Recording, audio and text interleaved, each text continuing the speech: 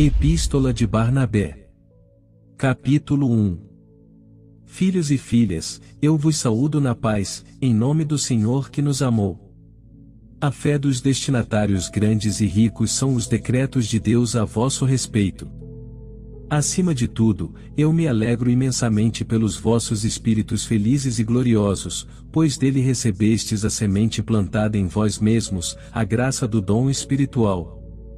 Por isso, eu me alegro mais na esperança de me salvar, porque verdadeiramente vejo em vós, que o Espírito da fonte abundante do Senhor foi derramado sobre vós. Em vosso caso, foi isso que me chamou a atenção ao vê-los, o que eu tanto desejava. Estou convencido e intimamente persuadido disso, porque conversei muito convosco. O Senhor caminhou comigo no caminho da justiça, e eu também me sinto impulsionado a amar-vos, mais do que a minha própria vida, pois a fé e o amor que habitam em vós são grandes, e fundados sobre a esperança da vida dele. Pensei que, se eu me preocupasse em participar-vos aquilo que recebi, eu teria recompensa por ter servido a espíritos como os vossos. Esforcei-me então para vos enviar estas poucas linhas, para que além de vossa fé, tenhais também o conhecimento perfeito. Os ensinamentos do Senhor são três: a esperança da vida, começo e fim da nossa fé; a justiça, começo e fim do julgamento; o amor, testemunho pleno da alegria e contentamento das obras realizadas na justiça. Com efeito, por meio dos profetas, o Senhor nos fez conhecer o passado e o presente, e nos fez saborear antecipadamente o futuro. Vendo que uma e outra coisa se realizam conforme ele falou, devemos progredir no seu temor, de maneira mais rica e mais elevada. Quanto a mim, não é como mestre, mas como um de vós, que vos preparei umas poucas coisas. Através delas, vocês se alegrarão nas circunstâncias presentes. Capítulo 2. Como os dias são maus e é aquele que exerce o poder, devemos, para o nosso próprio bem, procurar as decisões do Senhor. Os auxiliares da nossa fé são o temor e a perseverança, e nossos companheiros de luta são a paciência e o autocontrole. Se essas virtudes permanecem puras diante do Senhor, a sabedoria, a inteligência, a ciência e o conhecimento virão regozijar-se com elas. De fato, foi-nos mostrado, mediante todos os profetas, que Deus não tem necessidade de sacrifícios, nem de holocaustos, e nem de ofertas. Em certa ocasião, ele diz: que me importa a multidão de vossos sacrifícios? Diz o Senhor: estou farto dos holocaustos de carneiros e da gordura de cordeiros, não sangue de touros e de bodes, e nem que venhais vos apresentar diante de mim. Quem pediu essas coisas de vossas mãos? Não continueis a pisar em meu átrio. Se ofereceis flor de farinha, é em vão, vosso incenso para mim é abominação. Não suporto vossas neumênias e vossos sábados. Ele rejeitou essas coisas, para que a lei nova de nosso Senhor Jesus Cristo, que é sem o jugo da necessidade, não precise de oferta preparada por homens. Ele ainda lhes disse: por acaso, ordenei a vossos pais, ao saírem do Egito, que me oferecessem holocaustos? Pelo contrário, eis o que lhes ordenei: que nenhum de vós guarde em seu coração rancor contra o próximo e que não ame o juramento falso. Devemos portanto compreender, pois não somos sem inteligência, o desígnio de nosso Pai em sua bondade, pois ele se dirige a nós, desejando que procuremos o modo de nos aproximar dele, sem nos extraviar como aqueles homens. Eis portanto o que ele nos diz: o sacrifício para Deus é um coração contrito, o perfume de suave odor para o Senhor é o coração que glorifica o seu Criador. Irmãos, devemos portanto cuidar de nossa salvação, para que o maligno não introduza em nós o erro, e nos atire como pedra de funda para longe da nossa vida. Capítulo 3. A respeito disso, falou-lhes ainda: com que finalidade jejuais para mim, diz o Senhor, como se ouve hoje aos gritos a vossa voz? Não é esse jejum que escolhi, diz o Senhor, não o homem que humilha a si mesmo.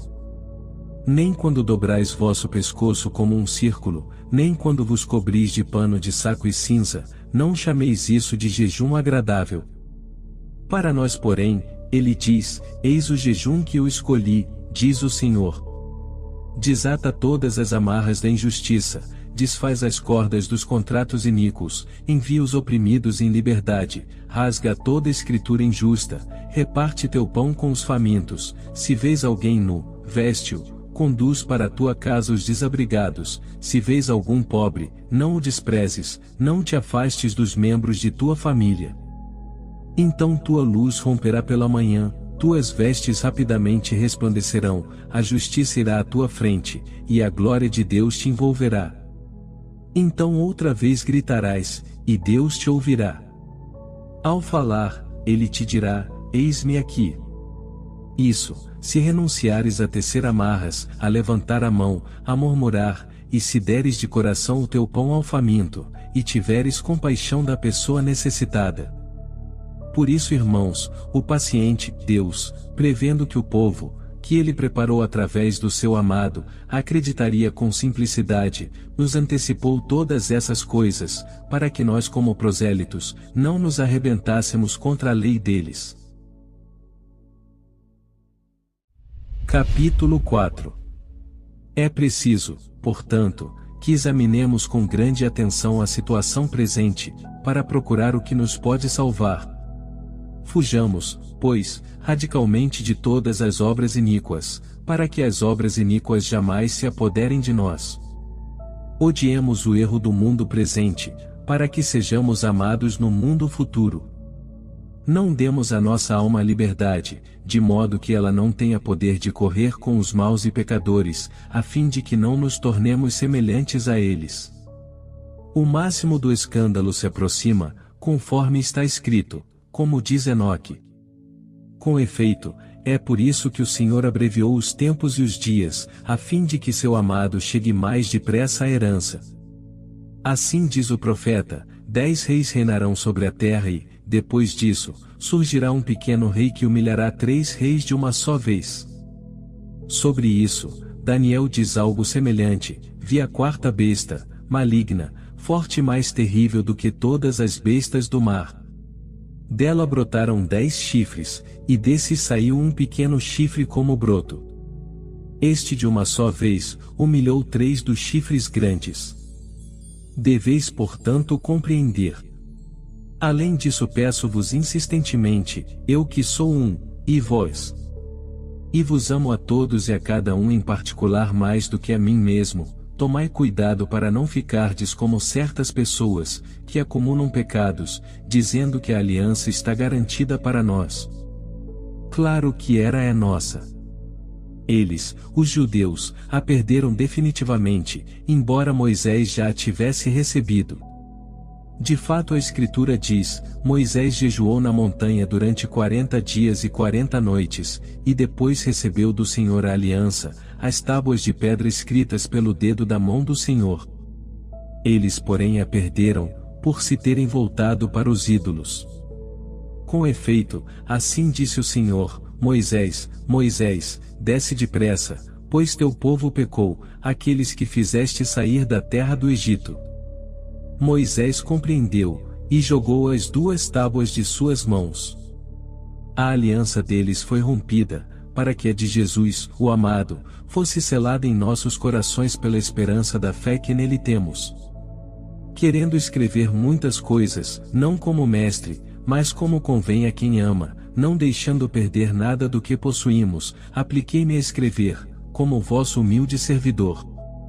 Estejamos atentos nestes últimos dias, nada adiantará todo o tempo de nossa vida, e de nossa fé, se agora, neste tempo de impiedade e na iminência dos escândalos, não resistirmos, como convém a filhos de Deus. A fim de que a treva não se infiltre em nós e as escondidas, fujamos de toda vaidade e odiemos completamente as obras do mau caminho. Não vos isoleis, dobrando-vos sobre vós mesmos, como se já estivesseis justificados, mas reuni-vos, para procurar juntos o vosso bem comum. De fato a Escritura diz: Ai daqueles que se creem inteligentes e que são sábios diante de si mesmos, tornemo-nos espirituais, tornemo-nos um templo perfeito para Deus.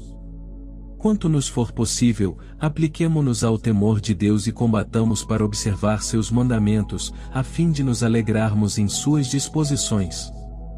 O Senhor julgará o mundo com imparcialidade, cada um receberá segundo o que fez.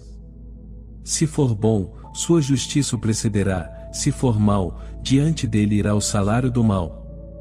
Tomemos cuidado para não ficarmos tranquilos como chamados, adormecendo sobre nossos pecados, de modo que o príncipe do mal se apodere de nós, e nos afaste do reino do Senhor. Meus irmãos, compreendei ainda o seguinte. Quando vedes, que depois de tantos sinais e prodígios acontecidos em Israel, assim mesmo eles foram abandonados, tomemos cuidado, como está escrito, para que não sejamos encontrados, muitos chamados, mas poucos escolhidos. Capítulo 5. O Senhor suportou entregar sua própria carne à destruição, para que fôssemos purificados pelo perdão dos pecados, isto é, pela aspersão feita com seu sangue. A respeito dele a Escritura diz o seguinte, sobre Israel e sobre nós. Ele foi ferido por causa de nossas iniquidades e maltratado por causa de nossos pecados, e nós fomos curados por sua chaga. Foi conduzido como ovelha ao matadouro, e como cordeiro, ficou mudo diante do tosqueador. Precisamos, portanto, multiplicar nossos agradecimentos ao Senhor, porque Ele nos fez conhecer as coisas passadas, tornou-nos sábios no presente, e não estamos sem inteligência para as coisas futuras. A Escritura diz, não se estendem injustamente as redes para os pássaros. Isso quer dizer que, com razão, se perderá o homem, que tendo conhecimento do caminho da justiça, toma entretanto o caminho das trevas. Ainda o seguinte, meus irmãos, se o Senhor suportou sofrer por nós, embora fosse o Senhor do mundo inteiro, a quem Deus disse desde a criação do mundo, façamos o homem à nossa imagem e semelhança, como pode ele suportar sofrer pela mão dos homens? Aprendei. Os profetas, que tinham a graça dele, profetizaram a seu respeito. E ele, a fim de destruir a morte e mostrar a ressurreição dos mortos, teve que se encarnar e sofrer, a fim de cumprir a promessa feita aos nossos pais, e preparar para si o povo novo, e demonstrar durante sua estada na terra, que era ele mesmo que julgaria, depois de ter realizado a ressurreição. Por fim, embora ele tivesse ensinado a Israel e realizado tão grandes prodígios e sinais, eles não foram levados por sua pregação a amá-lo acima de tudo. Porém, quando ele escolheu seus próprios apóstolos, que iriam anunciar o seu evangelho, homens cujo pecado ultrapassava a medida, foi para mostrar que ele não tinha vindo chamar os justos, e sim os pecadores.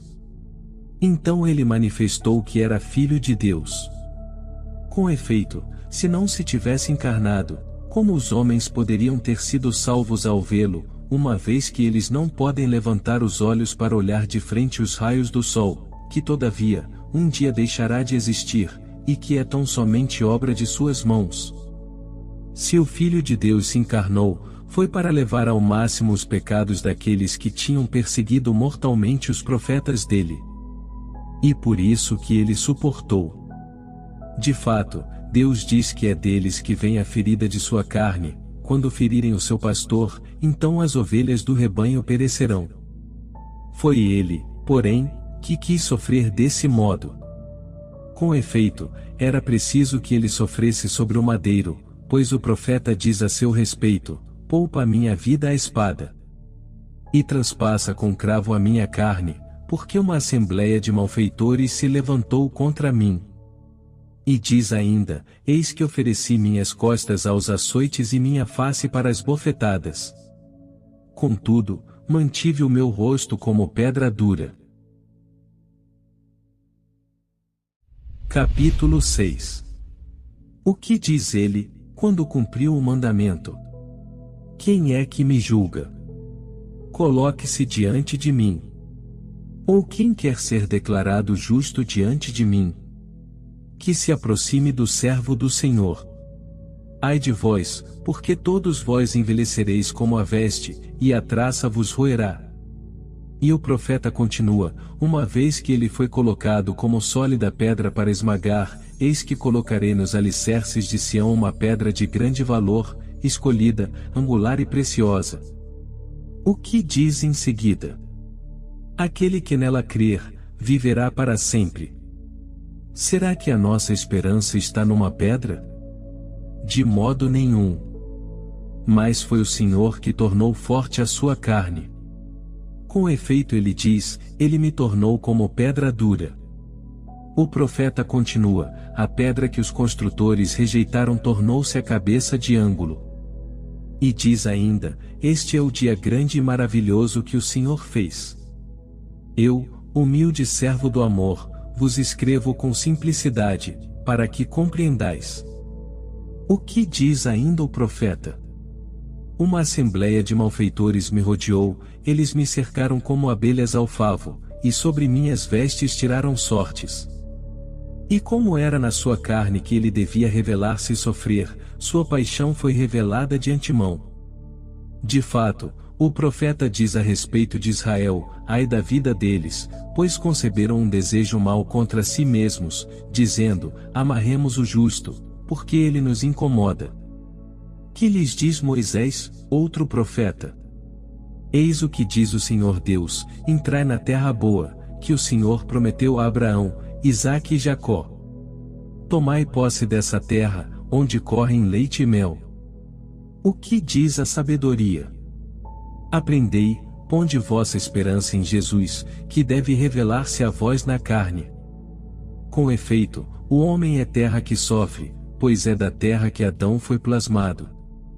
Que significa, na terra boa, terra onde correm leite e mel? Bendito seja nosso Senhor, irmãos, pois ele pôs em nós a sabedoria e o entendimento de seus segredos. Pois o profeta diz: quem poderá compreender uma parábola do Senhor, a não ser o sábio que conhece e ama o seu Senhor? Depois de nos ter renovado com o perdão dos pecados, ele fez de nós um novo ser, de modo que tenhamos alma de criança, como se ele nos tivesse plasmado novamente. De fato, a Escritura fala a nosso respeito, quando ele diz ao Filho: façamos o homem à nossa imagem e semelhança. Que eles dominem sobre os animais da terra, as aves do céu e os peixes do mar.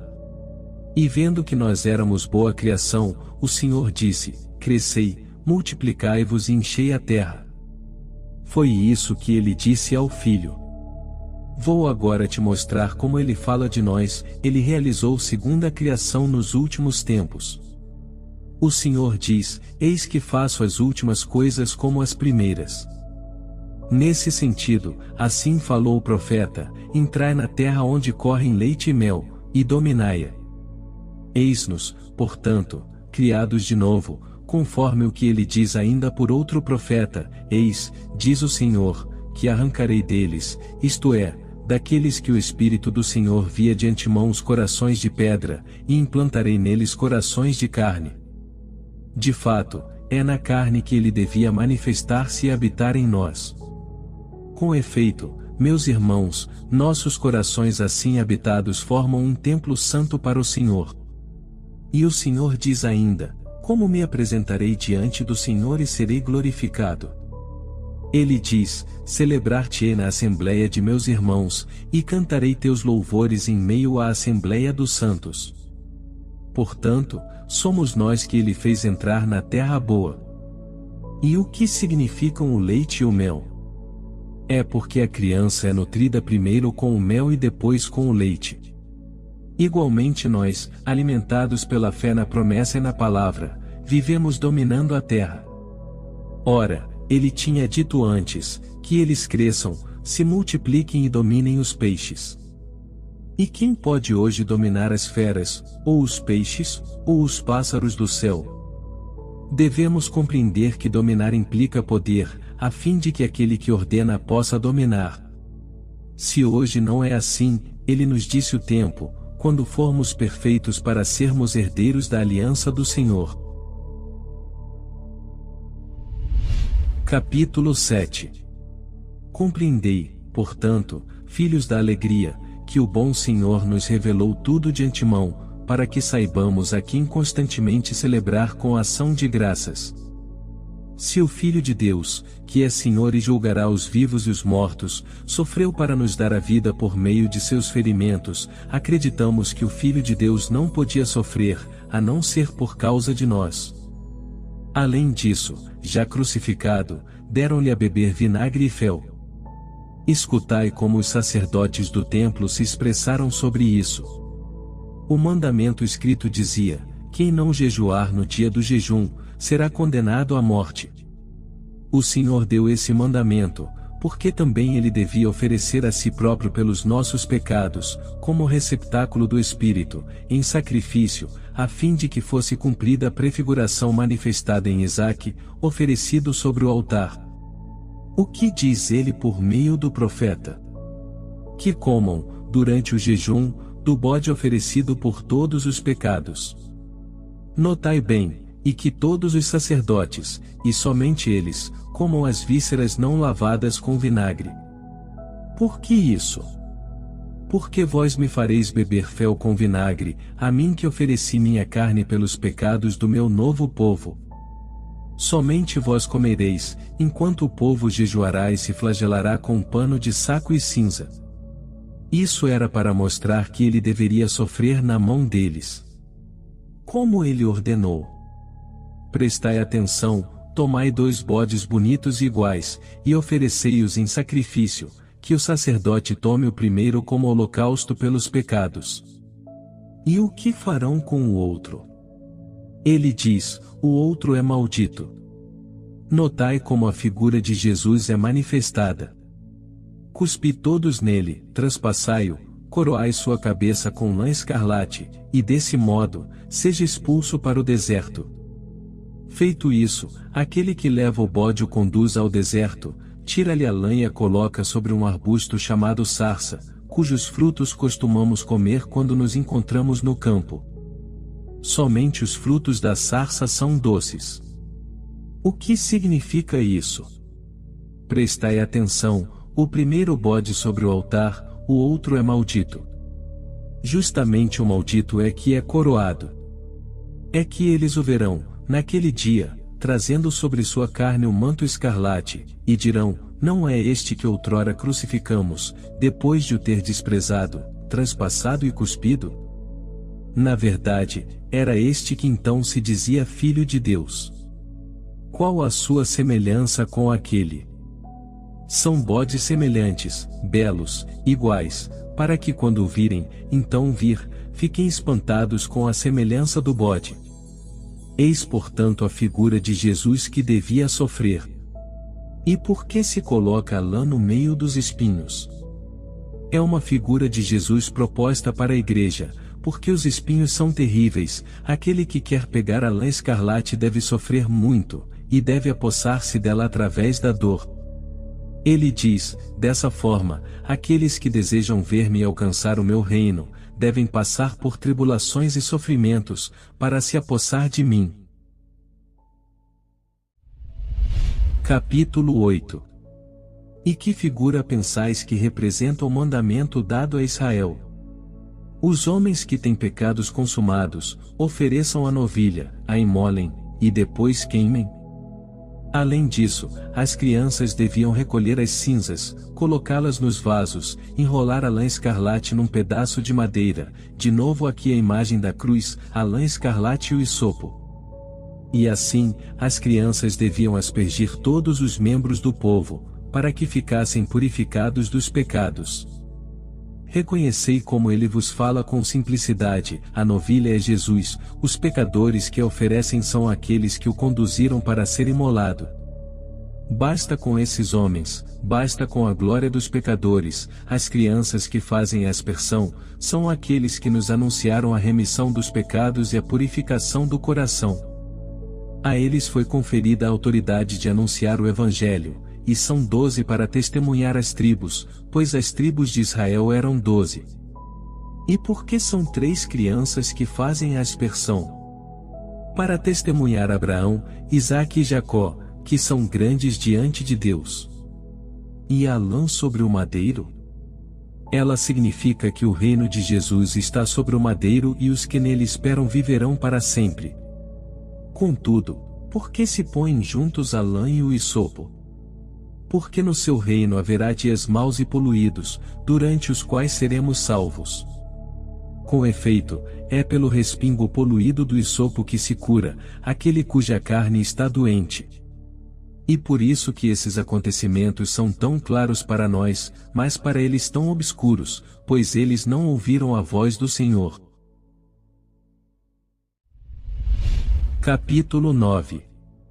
De fato, é dos ouvidos que ele fala ainda, quando diz que circuncidou nossos ouvidos e nossos corações. O Senhor diz por meio do profeta: obedeceram-me com os ouvidos. E diz ainda: os que estão longe escutarão com o ouvido, e conhecerão o que eu fiz, e mais, circuncidai vossos ouvidos, diz o Senhor. E diz também: escuta Israel, eis o que diz o Senhor teu Deus: quem deseja viver para sempre? Que ele escute com o ouvido a voz do meu servo. E diz ainda: escuta, ó céu, dá ouvidos, ó terra, pois o Senhor falou isso como testemunho.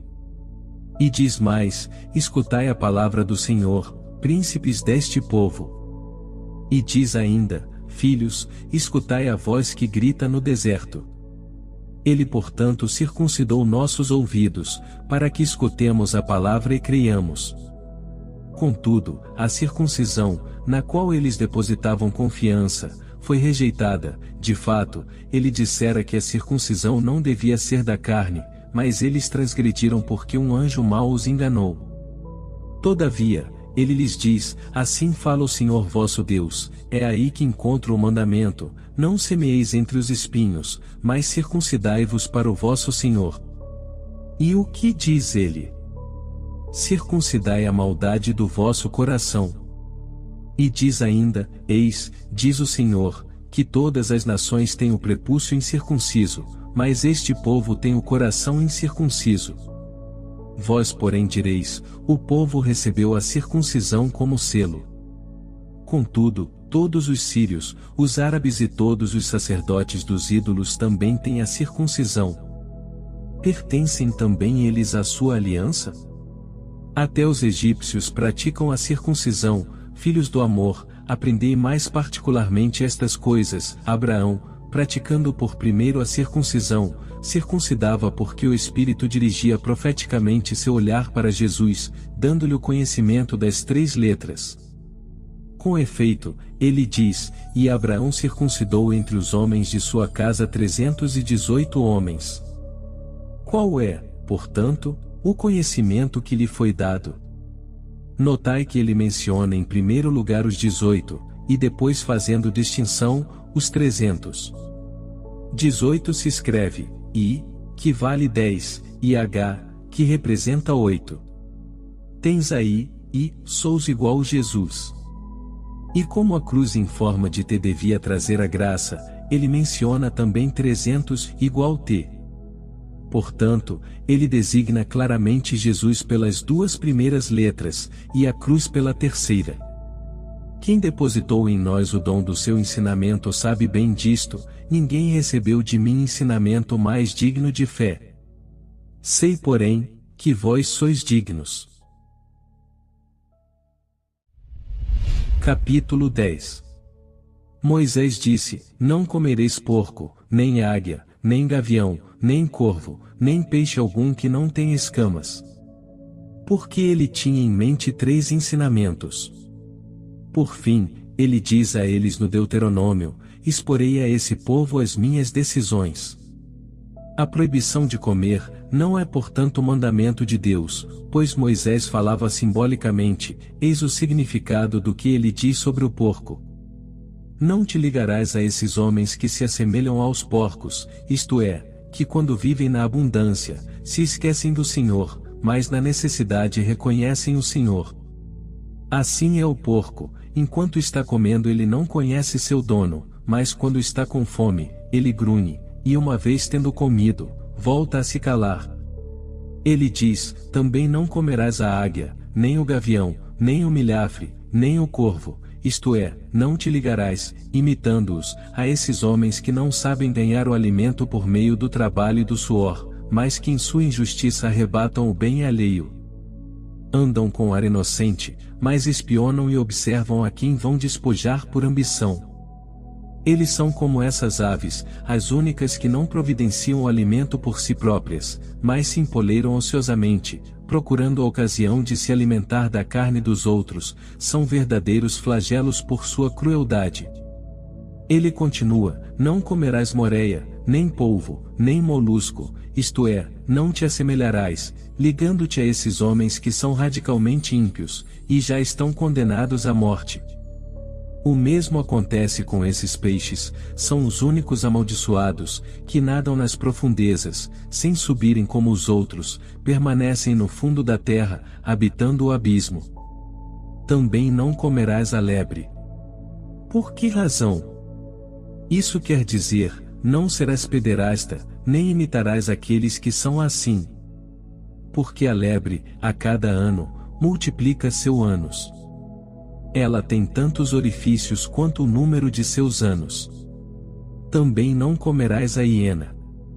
Isso quer dizer, não serás nem adúltero, nem homossexual, e não te assemelharás àqueles que são assim. Por que razão?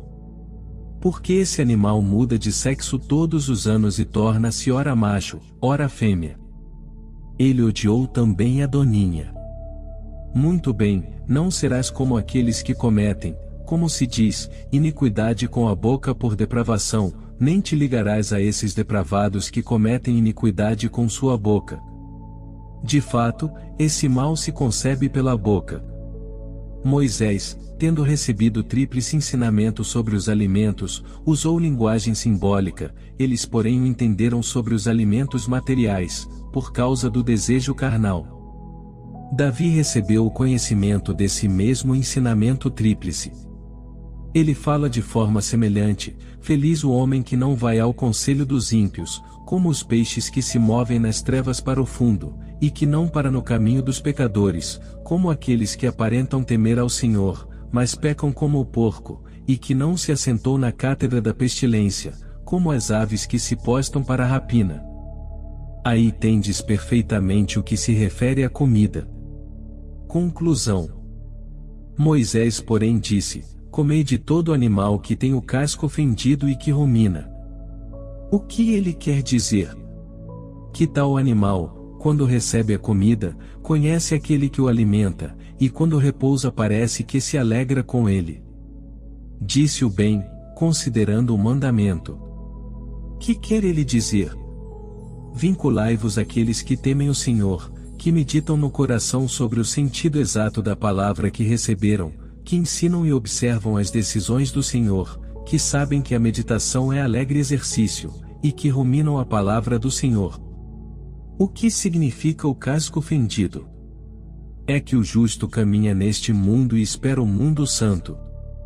Vede como Moisés legislou bem, mas para eles, como é possível compreenderem ou entenderem essas coisas?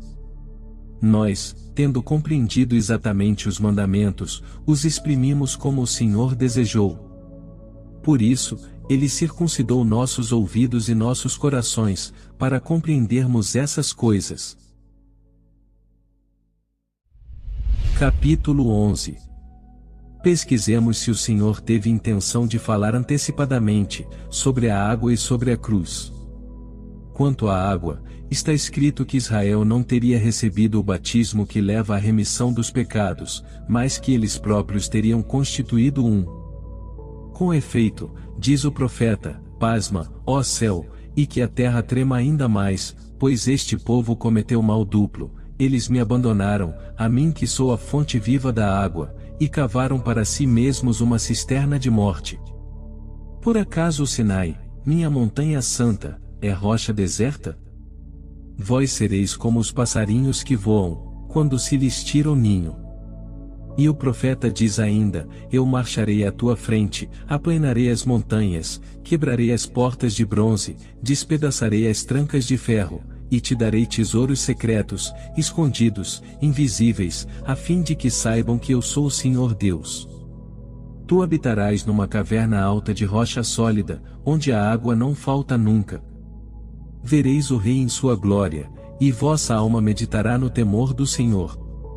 Ele diz ainda por meio de outro profeta: quem assim age, será como a árvore plantada junto à corrente d'água, e que dá seu fruto no tempo certo. Sua folhagem não cairá, e tudo o que ele fizer terá sucesso.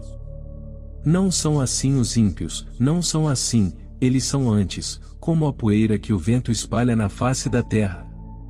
E por isso que os ímpios não se levantarão no julgamento, nem os pecadores no conselho dos justos. Pois o Senhor conhece o caminho dos justos, mas o caminho dos ímpios perecerá. Notai que ele designa ao mesmo tempo a água e a cruz. Com efeito, ele quer dizer: felizes aqueles que, tendo lançado sua esperança na cruz, desceram para a água. Pois ele diz que o salário vem no tempo certo. Então, diz ele, eu o retribuirei. Mas para hoje, ele diz, sua folhagem não cairá. Isso significa que toda palavra de fé e amor que sair da vossa boca, será para muitos causa de conversão e de esperança. E outro profeta diz ainda, e a terra de Jacó era celebrada mais do que qualquer outra terra. Isso quer dizer que ele glorifica o vaso do seu espírito. O que diz ele a seguir? Havia um rio que corria, vindo da direita, e árvores esplêndidas auriam dele seu crescimento. Qualquer pessoa que delas comer, viverá eternamente. Isso significa que descemos para a água carregados de pecados e poluição, mas subimos dela para dar frutos em nosso coração, tendo no espírito o temor e a esperança em Jesus. Quem comer deles viverá eternamente, quer dizer, quem escutar quando tais palavras são ditas, e crer nelas, viverá eternamente. Capítulo 12. Da mesma forma, é sobre a cruz que ele fala por meio de outro profeta, quando tais coisas se cumprirão. Diz o Senhor, quando um madeiro for estendido no chão e depois novamente levantado, e quando o sangue gotejar do madeiro. Eis que se fala de novo da cruz e daquele que seria crucificado. Ele ainda fala a Moisés, quando Israel é atacado pelos povos estrangeiros, para lembrar-lhes, nesse combate, que era pelos pecados deles que estavam sendo entregues à morte. Falando ao coração de Moisés, o Espírito lhe fez representar a figura da cruz e de quem sofreria, pois diz ele, se não esperarem nele, serão eternamente atacados. Então Moisés amontoou as armas no meio do combate, e de pé, no lugar mais alto de todos, estendeu os braços, e assim Israel venceu novamente. Em seguida, cada vez que os abaixava, os israelitas sucumbiam outra vez. Por quê? Para que soubessem que não podiam ser salvos se não confiassem nele. Por meio de outro profeta ele diz ainda: o dia inteiro estendi meus braços para um povo desobediente, e que se opõe ao meu justo caminho. Outra vez ainda, no momento em que Israel sucumbia, Moisés fez prefiguração de Jesus, mostrando que ele devia sofrer, e justamente aquele que acreditavam estar morto na cruz, haveria de dar a vida. De fato, o Senhor fez com que todo tipo de serpentes os mordessem, e eles morriam, embora a serpente tenha sido para Eva o instrumento da desobediência. Ele queria assim convencê-los, de que era por causa da desobediência deles que seriam entregues à tortura da morte. Finalmente, o próprio Moisés tinha ordenado, não tereis, como vosso Deus, nenhuma imagem fundida ou esculpida. Mas ele próprio fez uma serpente de bronze, colocou-a diante de todos e convocou o povo. Quando se reuniram naquele lugar, suplicaram a Moisés que intercedesse pela cura deles. Moisés, porém, lhes respondeu: quando alguém de vós for mordido, venha até a serpente fixada ao madeiro e creia com confiança. Crendo que essa serpente, embora morta possa dar a vida, no mesmo instante será salvo. Assim fizeram eles. Eis aqui de novo a glória de Jesus, porque tudo está nele, e tudo é para ele. Que diz ainda Moisés a respeito do profeta Jesus, filho de Navi, dando-lhe esse nome somente para que todo o povo ouvisse, que o Pai revela todas as coisas em torno de seu filho Jesus. Enviando-o para explorar o país, depois de lhe ter dado esse nome, Moisés disse a Jesus, filho de Navi, toma em tuas mãos um livro e escreve o que diz o Senhor. Nos últimos dias, o Filho de Deus arrancará pelas raízes a casa de Amaleque. Mais uma vez, eis que Jesus, manifestado em prefiguração carnal, não filho de homem, mas filho de Deus. Por que diriam que o Cristo é filho de Davi, o próprio Davi temendo e prevendo o erro dos pecadores, profetiza?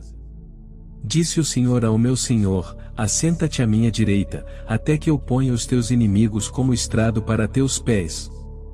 Isaías também diz, o Senhor disse ao Cristo, meu Senhor, eu o tomei pela mão direita, para que as nações lhe obedeçam, e eu romperei a força dos reis. Vede como Davi o chama Senhor, e não filho. Capítulo 13. Vejamos agora qual é o povo que recebe a herança. Se este, ou se o primeiro. E a aliança, é para nós, ou para aqueles? Escutai então o que diz a Escritura a respeito do povo. Isaque rezava pela sua mulher Rebeca, que era estéril, e ela concebeu. Depois, Rebeca saiu para consultar o Senhor, e o Senhor lhe disse, há 2 nações em teu seio e 2 povos em tuas entranhas. Um povo dominará o outro, e o mais velho servirá ao mais jovem. Deveis compreender quem é Isaque e quem é Rebeca, e a quem se referia ao mostrar que este povo é maior do que aquele. Em outra profecia, Jacó se dirige mais claramente ainda a seu filho José, dizendo, eis que o Senhor não me privou de tua presença. Traze-me teus filhos, para que eu os abençoe. Ele levou Efraim e Manassés, querendo que Manassés, o mais velho, recebesse a bênção. José o conduziu para a mão direita de seu pai Jacó. No entanto, Jacó viu em espírito a prefiguração do povo futuro. E o que disse ele? E Jacó cruzou as mãos, e colocou a direita sobre a cabeça de Efraim, o segundo e o mais novo, e o abençoou. Então José disse a Jacó, desvia a tua mão direita e coloca sobre a cabeça de Manassés, pois ele é o meu filho primogênito. Então Jacó disse a José, eu sei, meu filho, eu sei, o mais velho servirá ao mais jovem, e é este que será abençoado. Vede a quem ele se referia ao decidir que este povo seria o primeiro e o herdeiro da aliança. Se isso ainda nos é lembrado no caso de Abraão, então nosso conhecimento torna-se completo. O que é que ele diz então a Abraão, pelo fato de que somente ele tinha acreditado, e foi estabelecido na justiça? Abraão, eis que eu te estabeleci como pai de nações que, embora incircuncisas, acreditam em Deus. Capítulo 14. Muito bem. Porém vejamos, pesquisemos, para ver se ele deu ao povo a aliança que prometera juramento a seus antepassados. Certamente ele a deu, mas eles não foram dignos de recebê-la por causa de seus pecados. De fato o profeta diz, Moisés jejuou 40 dias e 40 noites no monte Sinai, para receber a aliança do Senhor com o povo. E Moisés recebeu do Senhor as 2 tábuas escritas em espírito pelo dedo da mão do Senhor. Moisés as tomou, e começou a descer para levá-las ao povo. Então disse a Moisés o Senhor, Moisés, Moisés, apressa-te a descer, pois teu povo, que fizeste sair da terra do Egito, pecou. Moisés compreendeu que eles ainda tinham feito para si imagens de metal fundido. Então ele atirou de suas mãos as tábuas, e as tábuas da aliança do Senhor se quebraram.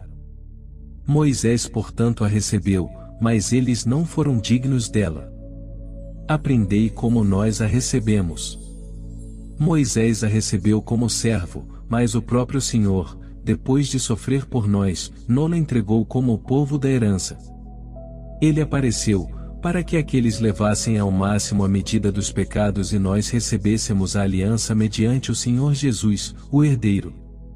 Jesus foi preparado por ocasião de sua manifestação, para libertar das trevas nossos corações já consumidos pela morte e entregues aos desvios da iniquidade, e para estabelecer conosco uma aliança com a palavra. De fato, está escrito que o Pai lhe ordenou libertar-nos das trevas, a fim de preparar para si um povo santo. Diz portanto o profeta: Eu, o Senhor teu Deus, te chamei na justiça, e te tomarei pela mão e te fortificarei. Eu te coloquei como aliança de um povo, como luz das nações, para abrir os olhos dos cegos, para libertar das cadeias os prisioneiros e da prisão aqueles que estão nas trevas. Sabei portanto de onde fomos libertos. O profeta diz ainda: Eis que eu te coloquei como luz das nações, a fim de que sirvas para a salvação, até os confins da terra. Assim diz o Senhor, o Deus que te libertou. E o profeta diz ainda: O Espírito do Senhor está sobre mim, e por isso me ungiu para anunciar aos pobres o evangelho da graça. Ele me enviou para curar os corações quebrantados, para proclamar aos prisioneiros a liberdade, e aos cegos a vista, para anunciar o ano favorável do Senhor, e o dia da retribuição, para consolar todos os que choram. Capítulo 15. Ainda, sobre o sábado, está escrito no Decálogo que Deus o entregou pessoalmente a Moisés sobre o monte Sinai: santificai o sábado do Senhor com mãos puras e coração puro. Em outro lugar, ele diz: Se meus filhos guardarem o sábado, então estenderei sobre eles a minha misericórdia. Ele menciona o sábado no princípio da criação: em 6 dias Deus fez as obras de suas mãos, e as terminou no 7º dia, e nele descansou e o santificou. Prestai atenção, filhos, sobre o que significa terminou no 7º dia. Isso significa que o Senhor consumará o universo em 6.000 anos, pois um dia para ele significa 1.000 anos. Ele próprio o atesta, dizendo: Eis que um dia do Senhor será como 1.000 anos. Portanto, filhos, em 6 dias, que são 6.000 anos, o universo será consumado. E ele descansou no 7º dia. Isso quer dizer que seu filho, quando vier para pôr fim ao tempo do iníquo, para julgar os ímpios e mudar o sol, a lua e as estrelas, então ele de fato repousará no 7º dia. Por fim, ele diz: Tu o santificarás com mãos puras e coração puro. Contudo, se alguém atualmente pudesse santificar, de coração puro, esse dia que Deus santificou, então nós nos teríamos enganado completamente. Porém, se este agora não é o caso, ele o santificará verdadeiramente no repouso, quando nós formos capazes disso, isto é, quando tivermos sido justificados, e tivermos recebido o objeto da promessa, quando não houver mais iniquidade, e o Senhor tiver renovado tudo. Então, poderemos santificá-lo, tendo sido primeiro nós mesmos santificados. Ele finalmente lhes disse: Não suporto vossas neumênias e vossos sábados.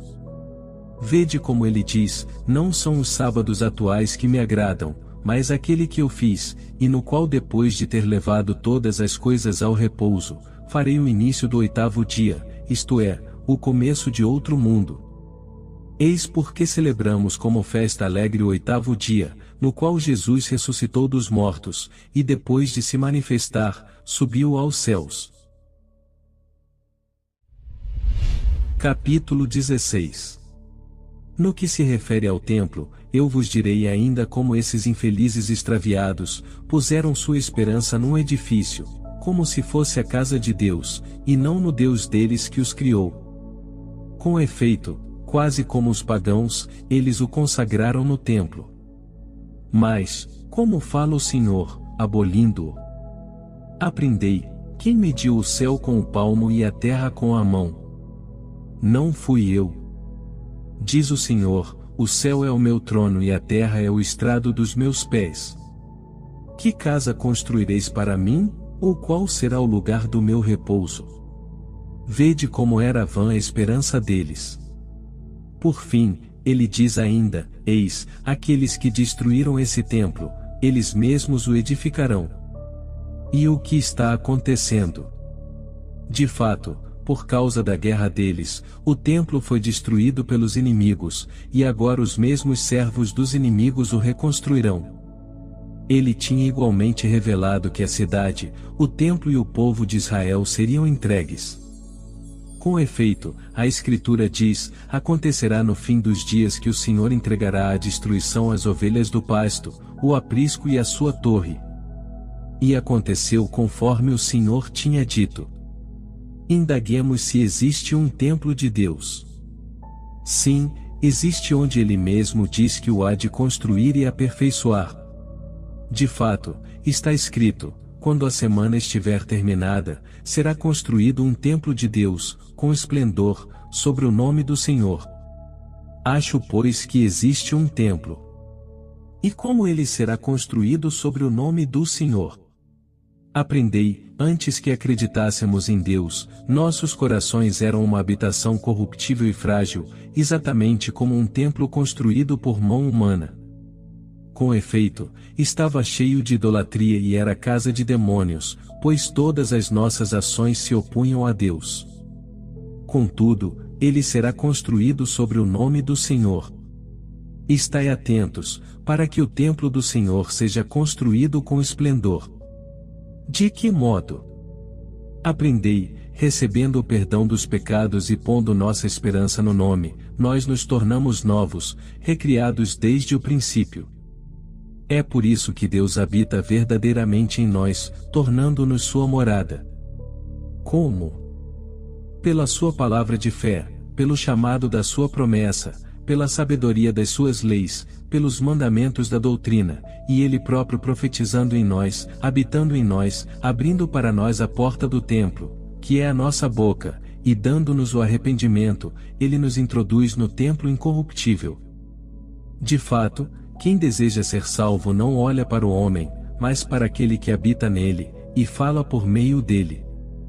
Maravilhado, Neomênias é o primeiro dia do mês lunar, a lua nova ou Neomênia, era uma festa celebrada tanto entre os israelitas como entre os cananeus. Como o sábado, a lua nova, Neomênia interrompia as transações comerciais.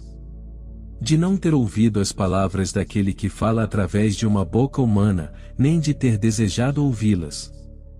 Esse é o templo espiritual construído pelo Senhor.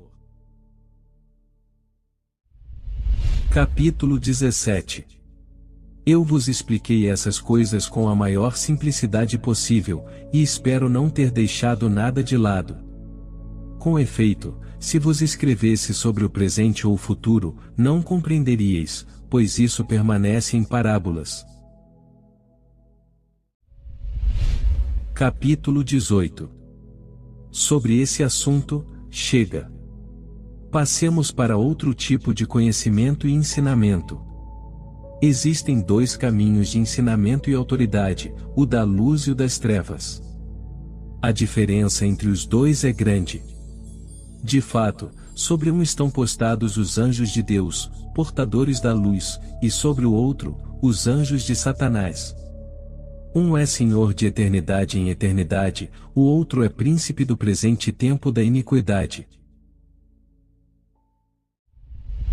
Capítulo 19.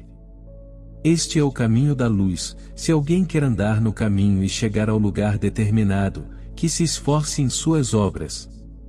Eis, portanto, o conhecimento que nos foi dado para andar nesse caminho.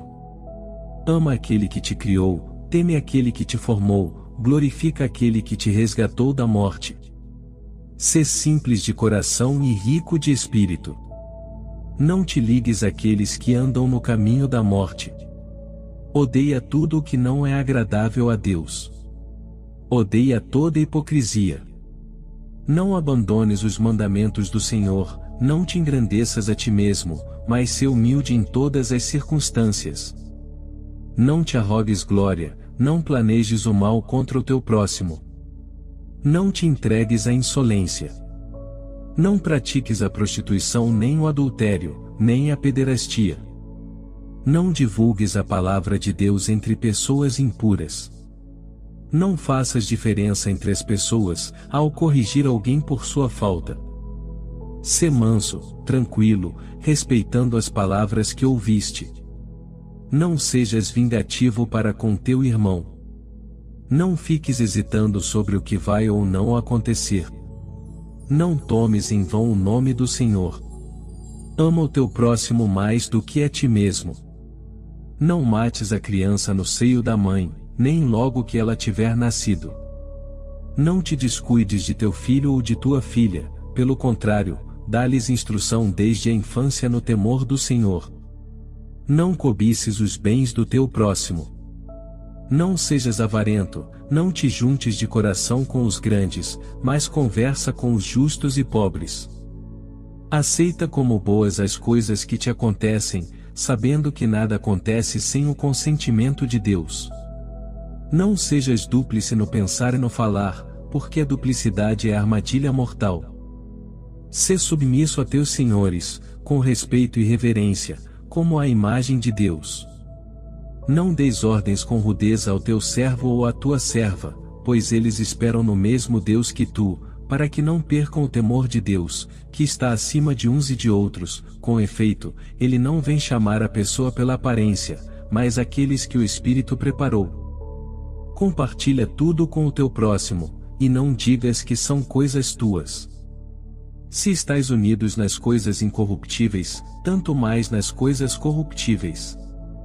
Não sejas loquaz, porque a boca é armadilha mortal. O quanto podes, sê puro com a tua alma. Não sejas como os que estendem a mão na hora de receber, e a retiram na hora de dar. Ama, como a pupila do teu olho, todo aquele que te anuncia a palavra de Deus. Lembra-te noite e dia do julgamento, a cada dia, procura a companhia dos santos. Empenha-te com a pregação, exortando e preocupando-te em salvar uma alma pela palavra, ou então em trabalhar com tuas mãos, para resgatar teus pecados. Não hesites em dar, nem deis reclamando, pois sabes quem é o verdadeiro remunerador da tua recompensa. Guarda o que recebeste, sem nada acrescentar ou tirar. Odeia totalmente o mal, julga de modo justo.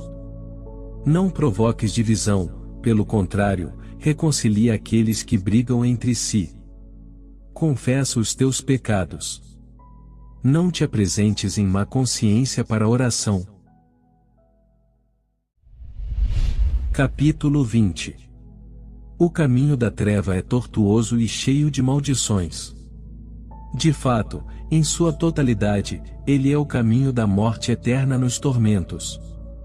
Nele se encontram as coisas que arruinam a alma dos homens: idolatria, insolência, altivez do poder, hipocrisia, duplicidade de coração, adultério, homicídio, rapina, orgulho, transgressão, fraude, maldade, arrogância, feitiçaria, magia, avareza, e ausência do temor de Deus.